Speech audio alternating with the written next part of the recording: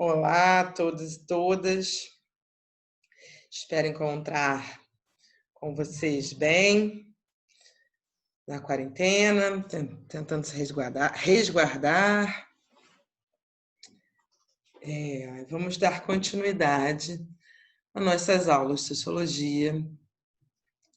Nesse período, a nossa temática é trabalho. A última aula eu fiz um aprofundamento conceitual em Marx. Na aula anterior, a diferenciação entre classe social, conceito de classe social em Marx e em Weber. E vou continuar com a temática de trabalho. Entretanto, antes de entrar na temática mais próxima da gente do século XX, eu vou fazer uma recapitulação de alguns conteúdos, né, que são importantes, que é a Revolução Industrial, primeira e segunda Revolução Industrial, que nunca é demais recapitular, porque são conteúdos que sempre serão cobrados no Enem, são sempre cobrados, né? Caindo de formas distintas, né, ao longo dos anos, mas sempre estão lá presentes em todas as provas, né? E aí eu fiz uma apresentação, vou compartilhá-la com vocês, beleza?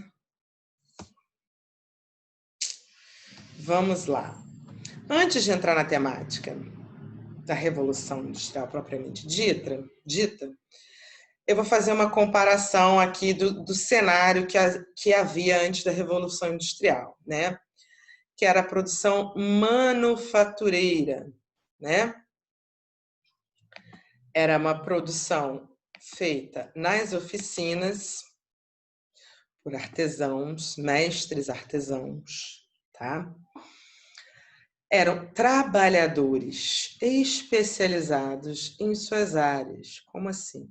Você tinha o bolseiro, você tinha o sapateiro, você tinha o marceneiro, cada um nas suas áreas. E cada artesão elaborava, né, executava essa produção de maneira manual, né? Embora poderia existir ferramentas, um certo maquinário mais simplório para auxiliá-lo. Atenção no auxiliar, não eram as máquinas que ditavam os ritmos, nem a forma de se produzir, era o próprio artesão. Era ele, a figura do artesão, que dominava todo o processo produtivo e criativo, né? Já falei isso, torno a dizer, porque é fundamental a gente ter isso muito bem consolidado, tá? Então, esse trabalhador, ele criava, ele visualizava antes o produto final e depois, né, ia destrinchando a produção em etapas. E era o próprio trabalhador, né, que executava essas etapas, quando muito era o mestre artesão que planejava e visualizava, dividindo em etapas, e no máximo alguns aprendizes executavam. Isso no máximo, mas eram eles que dominavam todas as etapas do processo produtivo, inclusive podendo ou não se apropriar do produto final. Não estou chamando de mercadoria, atenção, né? Esse produto final não era considerado exatamente uma mercadoria, embora pudesse ser vendido, né? Ou seja, o trabalhador ele tinha consciência da etapa que ele estava produzindo e o porquê, e tinha noção desse produto final, podendo, inclusive, se apropriar dele, né? Enfim, a produção, o ritmo da produção, ela era lenta em pequena escala. Lenta porque levava tempo, por conta que não era rápida, não poderíamos produzir uma quantidade enorme de produtos num tempo curto, num espaço de tempo curto, né? Então, tinha-se uma quantidade muito pequena desse produto, porque justamente era esse trabalhador que executava. Então, com pouca ferramentas e maquinários, ou seja, a produção, obviamente, era lenta e em pequena escala. Havia também uma diferença entre produtos, né? Ou seja, você poderia ter duas bolsas feitas pelo mesmo artesão, mas cada uma tinha pequenos detalhes de diferentes entre si. A propósito, este é uma diferenciação do trabalho artesanal até hoje em dia. O trabalho artesanal é valorizado hoje em dia porque ele nunca é igual, né? Ele acaba tendo pequenas diferenças que torna ele um produto mais personalizado, diferenciado, né? O espaço de trabalho era o espaço doméstico, né? Com relações de trabalho tradicionais, podendo muitas das vezes ser o pai que comandava uma oficina, ou então o mestre artesão que estabelecer relações com seus aprendizes de uma maneira meio paternal, né? Como se fosse um chefe, não exatamente um chefe, né? Mas quase que comandando uma família. E aí vem a Revolução Industrial, tá? Num trem. Bem, ela ocorre na Inglaterra no século XVIII, né? Seria um grande avanço tecnológico de maquinário e técnicas que permite ou permitiu, né, o desenvolvimento da indústria moderna como nós a conhecemos hoje. Não exatamente como a conhecemos hoje, né? Mas ali se deu início. Então, esse desenvolvimento ocasionou transformações no processo produtivo. Ocasionou, ou seja, afetou a forma de se produzir esses produtos, inclusive transformando esses produtos não em necessidades básicas, mas em mercadorias, tá? Aí já está uma chave para a gente entender, né? Mercadoria, produto não é mercadoria, né? Mercadoria, não é, produto pode até ser mercadoria, mas toda mercadoria não é necessariamente um produto. Então, a substituição da energia, que a princípio ela é feita pelo homem, né? Então, você tinha todas as máquinas de tear, entre outras coisas, produzidas pelo homem, de alguma maneira ela vai ser efetivada. Esse esforço físico que era feito pelo ser humano, ele passa a ser feito pelo vapor, carvão, né? E pela hidráulica. Você tem essa substituição que eu falei lá no início da aula, da produção artesanal, inclusive com esses trabalhadores, esses artesãos, né, pela indústria, ou seja, você troca manufatura pela maquinofatura. Aí já tem um mundo para a gente se descobrir, tá? E é aí que entra as relações de trabalho. Você tem uma proletarização do trabalhador, né? Proletarização, essa palavra vem da origem prole. Prole é aquele que tem família, casado, com filho, né? Que tem que dar conta das condições materiais de existir neste mundo, né? Ou seja, você não tem mais aqueles aprendizes que demoravam anos ficando lá na oficina, aprendendo todo como se planejar o processo produtivo, como realizar todas as etapas. Ele já entra de cara na fábrica, começa a apertar botão, parafuso, botar coisas uma em cima da outra, fiar coisas e sem saber necessariamente que etapa estava produzindo e nem necessariamente o que estava produzindo. Se era um tecido de linho, algodão, seda, não sabia, né? E essa primeira fase, ela se destaca pelo uso da máquina a vapor, que foi construída por um inglês, obviamente, no final do século XVII. Mas, professora, não era século XVIII? Sim. Então, ele criou, inventou essa máquina a vapor em 1698, que foi aperfeiçoada no meio do século XVIII, né? Aí, 1765, né? E essas principais invenções transformaram no cenário vivido, né, o cenário da época. A utilização do carvão como fonte de energia, desenvolvimento da máquina a vapor e da locomotiva, desenvolvimento do telégrafo, um dos primeiros meios de comunicação quase instantânea, né? A produção se modifica. Então, você tem o tempo para produzir uma bolsa, um sapato, era 5 dias, passa a ser 1, né? Aumenta-se a produtividade com isso, né? Então, essas invenções tornaram possíveis um melhor escoamento de matéria-primas. Esse melhor escoamento aí é bem interessante, porque melhor escoamento para quem, né? E como você consegue matéria-prima? A partir do quê?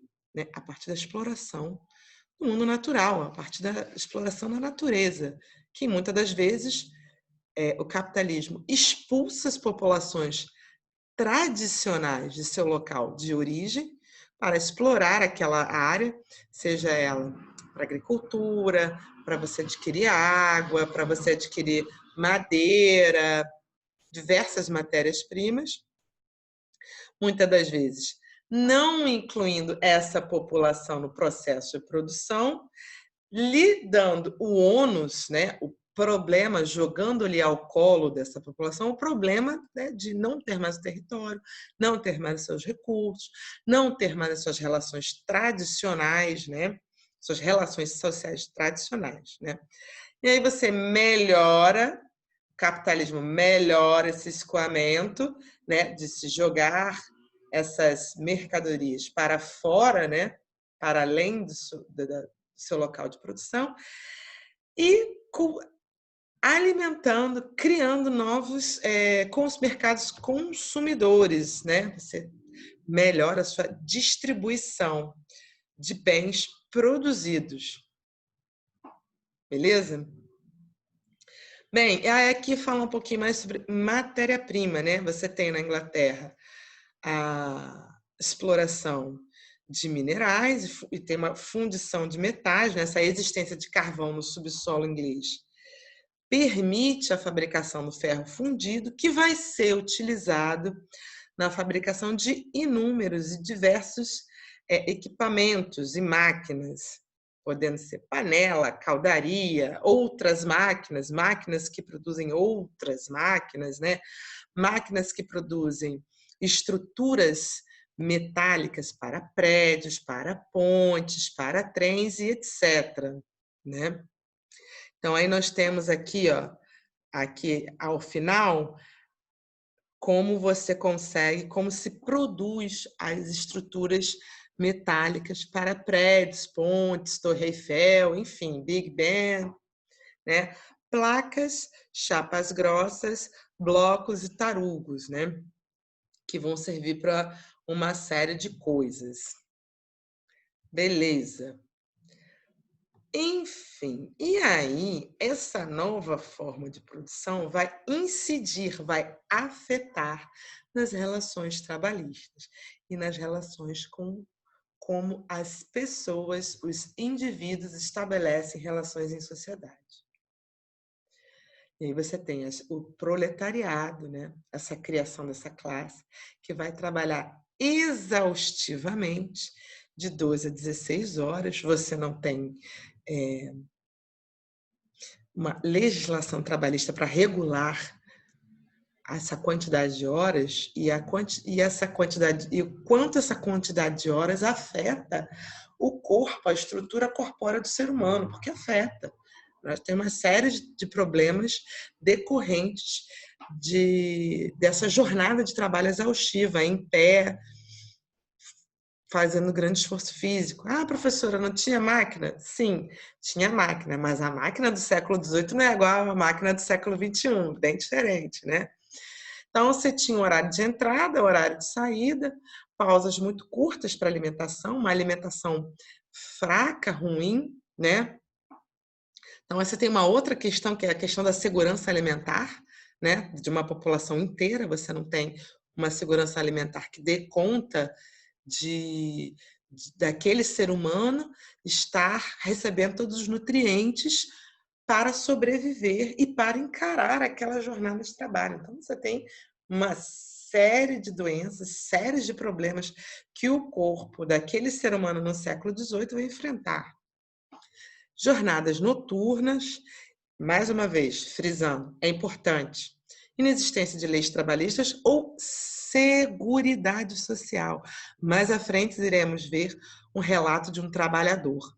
Então, se o trabalhador se ferisse, se cortasse, perdesse um membro, deixasse de enxergar, não, ele simplesmente era mandado embora, não trabalhava, não tinha sustento, aquele ser humano, perdia sua identidade social, porque, mais uma vez, a nossa identidade está muito atrelada com a nossa profissão. Então, se eu não der mais aula hoje, eu talvez tenha algum tipo de crise identitária, porque eu não sei muito bem como me colocar socialmente. Porque minha identidade é ser professora. Eu dou aula desde os 15 anos de idade, né? Estou com quase né? Então, o trabalho é uma questão identitária. Então, assim, se o cara perde o seu trabalho, ele é o quê? Quais são as relações sociais que ele vai estabelecer? As relações sociais que ele estabelecer a partir do trabalho não tem mais como. Ele vai virar o quê? Um mendigo, um pedinte, um alcoólatra? No mínimo, entra-se em depressão, né? Então, mais uma coisa que existe, que afeta, que incide no meio social, que, entretanto, não era contabilizada ou não era enxergada, registrada, né? Com esse aumento de produtividade, as tarefas, mais uma vez, começam a ser divididas, já vimos isso. E isso também incide cada vez mais na identidade do trabalhador e da pessoa trabalhadora. Você é quem? Ah, eu sou o cara que aperta parafuso, né? Imagina, estamos lá no pub, século XVIII, todo mundo tomando uma. Você é quem? Eu aperto parafuso. E você? Eu coloco parafuso. Isso gera uma certa loucura, né? Loucura no sentido de não se encontrar socialmente. Entenderam? E você cria uma outra, não, você não cria uma outra classe, talvez um extrato de classe, aí que seriam os capatazes ou os fiscais dentro das fábricas. Nesse momento, na primeira Revolução Industrial, ele não é uma figura tão forte, ele vai existir mais para frente. Mas aí já tem os indícios, né, de que esses capatazes, eles não são os trabalhadores que estão hiperexplorados, eles estão um pouquinho acima, né, desses trabalhadores aqui, um pouquinho, né, só. Então, talvez eles se sintam melhores, eles ganham um pouquinho mais, eles comem um pouquinho melhor, ele tem uma casa um pouquinho melhor. Aí a gente já começa a pensar quem é esse extrato de classe, né? Não é o burguês, não é o dono da fábrica e nem é o trabalhador do chão de fábrica. É um extrato de classe que está ali no meio, né? Entre o trabalhador, e o dono da fábrica. É importante citar isso, talvez seja a classe média, que vai compactuar ideologicamente com o dono da fábrica e não com o trabalhador. Isso é muito importante para a gente entender outros conceitos sobre ideologia. Belezinha? Então, temos também um aumento do desemprego. Se temos aumento da máquina, aumento da utilização das máquinas na produção, temos o aumento do desemprego. Tá? Mulheres e crianças trabalhavam a mesma quantidade que homens e recebiam muito menos do que os homens. Mulheres geralmente recebiam metade dos homens e crianças um quarto. Mais uma vez, o assédio dentro das fábricas aconteciam, eram frequentes, eles inclusive nem eram enxergados desta forma. Era mais um dia comum, tipo quarta-feira à tarde, mais um dia comum dentro das fábricas, né? Muitas mulheres engravidavam de seus patrões ou capatazes que não registravam os filhos, elas continuavam trabalhando grávidas, sem nenhum tipo de seguridade, sem nenhum tipo de direito. Existem, inclusive, relatos, muitos, de mulheres parindo dentro das fábricas, botando seus bebês de lado, numa cestinha embaixo da máquina e voltando a trabalhar, né? Complicada a situação da classe trabalhadora. Aqui nós temos um relato bem interessante que é John Allett, ele relata ao parlamento britânico as condições de trabalho nas fábricas, né?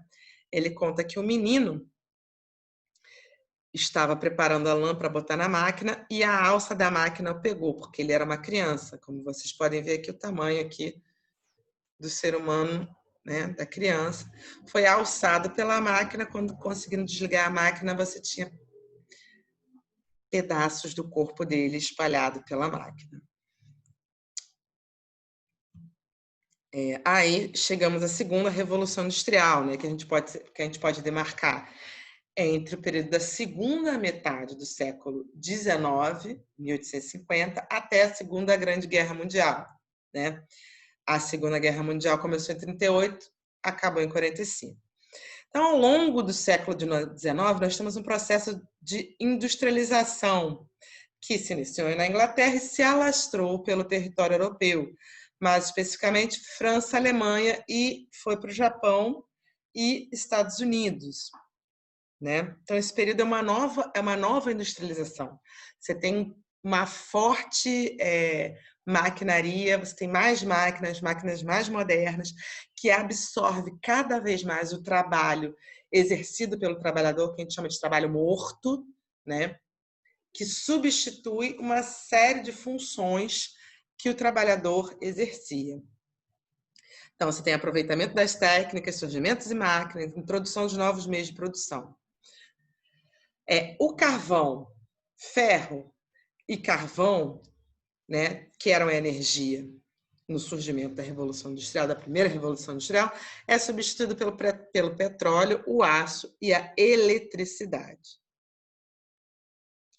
Na segunda Revolução Industrial, também vemos a expansão de ferrovias e outros meios de transporte que possibilitaram maior escoamento da produção de mercadorias e o aumento do mercado consumidor. Mais uma vez, eu volto a citar: escoar mercadoria é bom por quê? Para quem? Em que condições? Né? E aumentar esse padrão de consumo é também questionável. Por que todo mundo deveria consumir da mesma forma que ingleses? Não tem. As pessoas consomem de formas variadas. Não temos que padronizar o consumo, né? Até porque, para padronizar o consumo, temos que padronizar a cultura. Padronizar cultura de carne. No século XIX, você tem um incentivo do inglês a comer carne, não só carne de porco, mas a carne vermelha, que é um padrão que começa a ser disseminado pelo mundo inteiro. E hoje em dia o Brasil é o maior produtor e exportador de carne no mundo. Nós temos uma população de gado maior do que a população de seres humanos. Enfim, voltando à segunda revolução industrial, você tem uma maior observação e racionalização da produção capitalista, visando, né, diminuir o custo e aumentar o lucro, né? Aumentar esse lucro e aumentar também a exploração da mão de obra. Se a gente explora mais a mão de obra, o custo diminui, obviamente. O surgimento de inúmeras invenções, então você tem também o crescimento da pesquisa científica, e a gente pode ver que isso é uma coisa que aumenta a partir do final do século XIX, principalmente início do XX, né? Nós temos, assim, inúmeros inventos, descobertas, invenções, então você também tem aumento desse ambiente científico, né? Pesquisa, né? Então, isso é uma outra coisa que surge na sociedade com a Revolução Industrial. Você tem afetações na dimensão social, do trabalho, meio ambiente e a cultura. Eu já falei lá em cima. Belezinha? Vemos ainda a inserção de novas tecnologias, produção em massa, automatização. Ou seja, não é apenas ligar a máquina na tomada, não é apenas criar a eletricidade. A máquina começa a, de alguma forma, andar pelas próprias pernas, tá? Obviamente, se você tem uma máquina que absorve mais trabalho de pessoas trabalhadoras, você tem um aumento de uma população que está desempregada. Temos, portanto, uma nova organização das etapas do processo produtivo, surgimento de indústrias elétricas e químicas, aumento exponencial de empresas e aprimoramento da indústria siderúrgica, o que significa que indústria e fábrica que cria máquina para criar outras máquinas, carros, caldeirarias, uma série de coisas, uma série de indústrias que são indústrias que a gente chama de indústria de base, que fornecem equipamentos para outras indústrias. Por exemplo, a funilaria é uma indústria que cria panela, cria uma, por exemplo, tá? Só um exemplo aqui meio banal. Panela para indústria de cerveja. Se você não tiver panela, você não produz cerveja. Se você não tiver panela, você não produz mate, né? Não tem lá o rei do mate, por exemplo.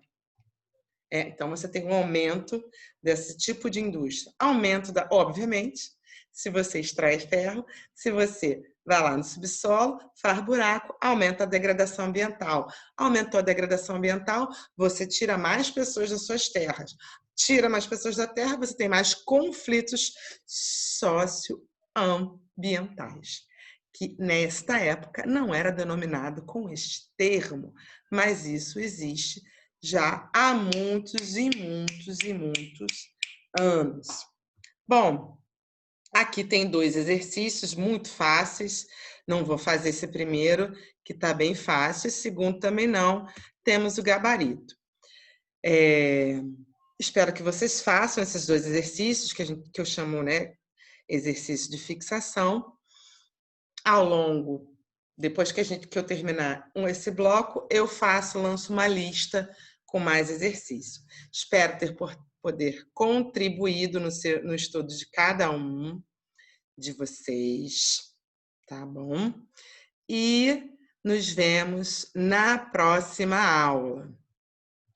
Um abraço a todos e a todas.